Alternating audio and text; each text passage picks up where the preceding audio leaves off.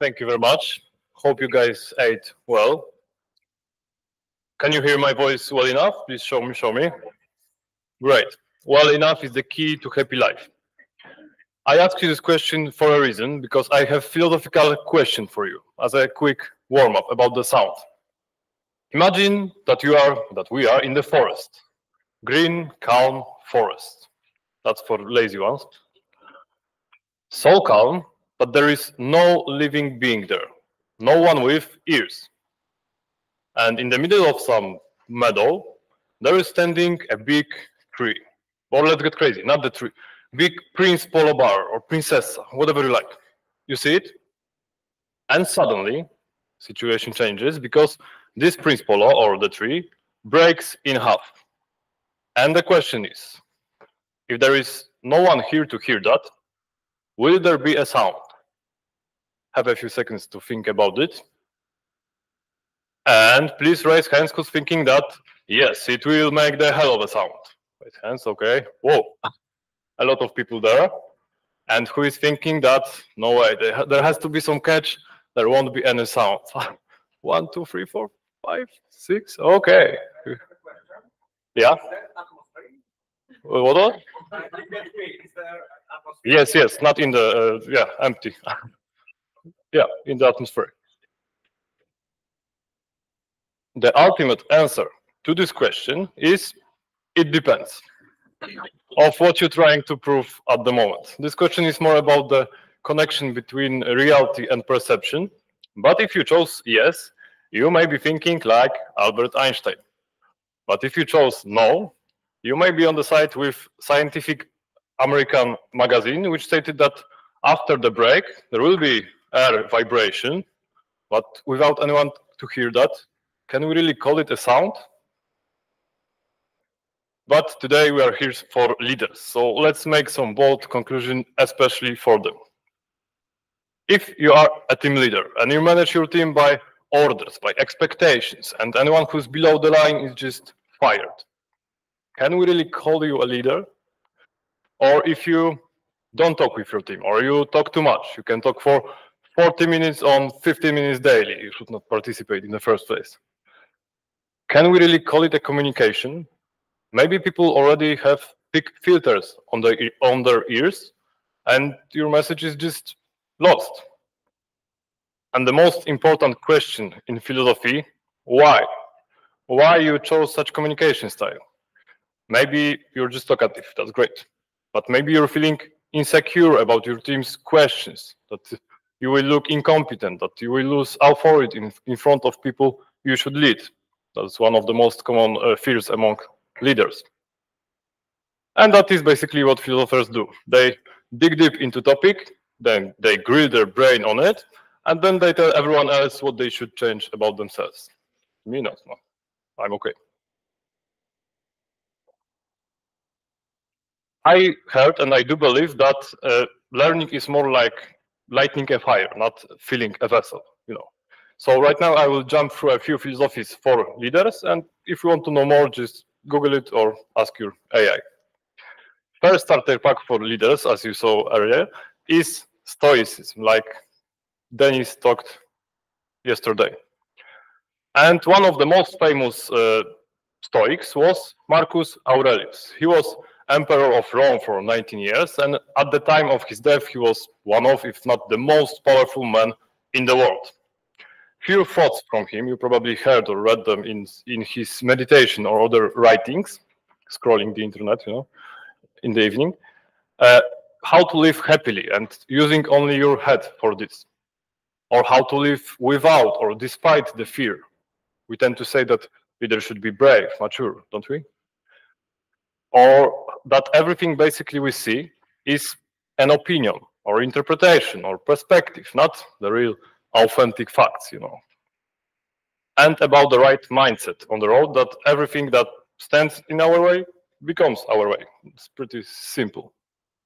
And of course we are here, so about how to be agile, if agile is not yet dead, as I heard. Another well-known Stoics was Theodore Roosevelt. Anyone been to Mount Rushmore and know which one is this? That's the one squeezed between Jefferson and the Rock.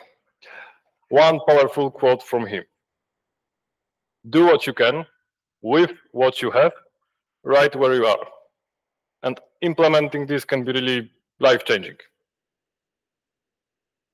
Another valuable lesson from Stoics is that we should only worry about things we can control.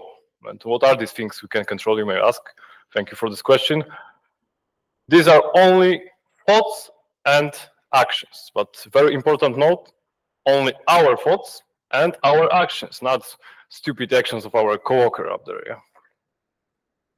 And what is outside of our realm of control? Essentially everything else. So war, new fund and tax in our country, we know that, or our clients' expectations. We can first think about it, so monitor these things, put them in some RBS as risks, and then if they pop up, take action. But if we cannot control them, why worry, right? But one punch for Stoics. Today's researcher says that Stoicism is just not enough. Leaders should also practice their emotional intelligence, like Lakshan said today. So work with their feelings. That's the one article about it, but there is a lot of them. Let's see another interesting example of leadership in society made by Plato. He said that it should consist of hierarchical class structure. And first class would be here the producers, you know, the working class, blacksmiths, farmers, programmers,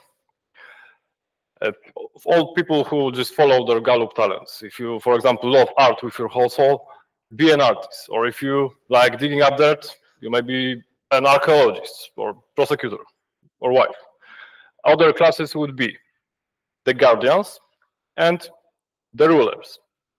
The rulers would be chosen from the best guardians, like the better stock to pull from, and the guardians from the children that looked like they would be good leaders with the right training.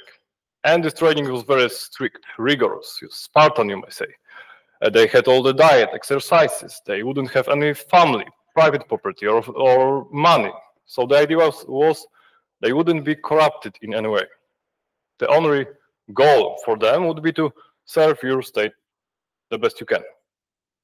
And the only way to maintain this beautiful order in society would be if elected kings were, according to Plato, the philosophers. Yeah.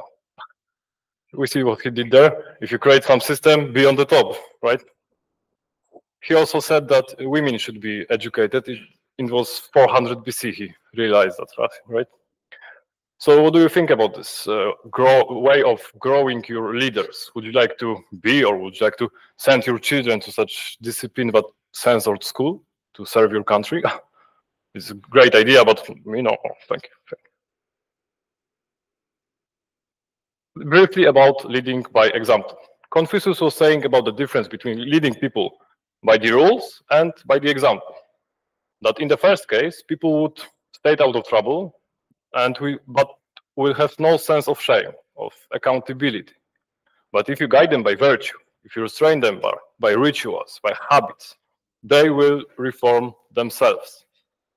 And only imagine if whole society would be led like that.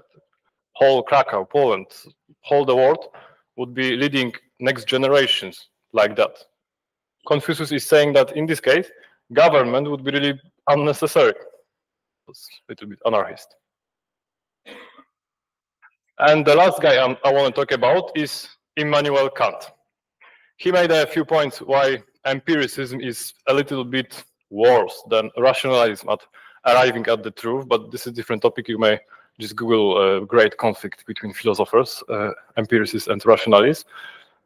Anyway, he created something called categorical imperative. And this categorical imperative, second part of it, basically says that we should treat other people as ends.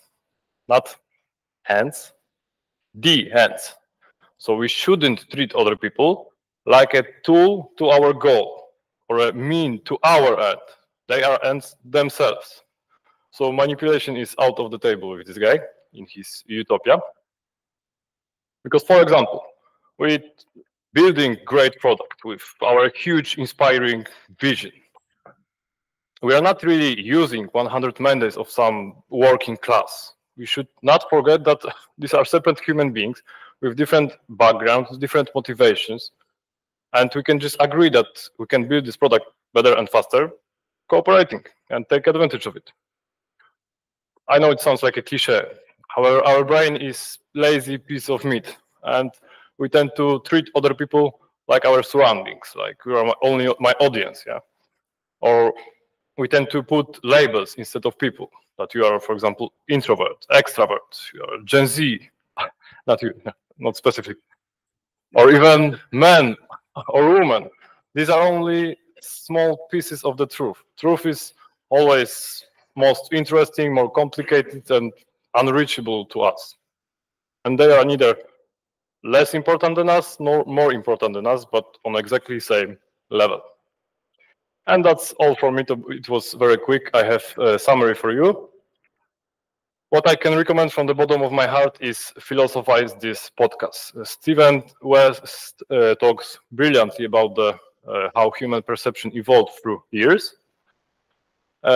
What I can, from the philosophical point of view, what I can recommend only half-heartedly is Rick and Morty series, but it has specific taste and a lot of existential nihilism in it.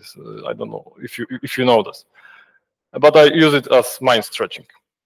And the last but not least, enhanced 5 whys method, where you can ask 500 whys or more, because it is a great question, as many as you feel.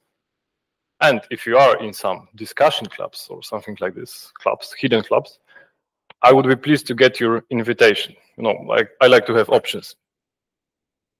And there weren't enough quotes in this presentation. I think you agree with me. So let's end with paraphrase of Marcus Aurelius. Waste no more time arguing about what a good leader should be. Be one.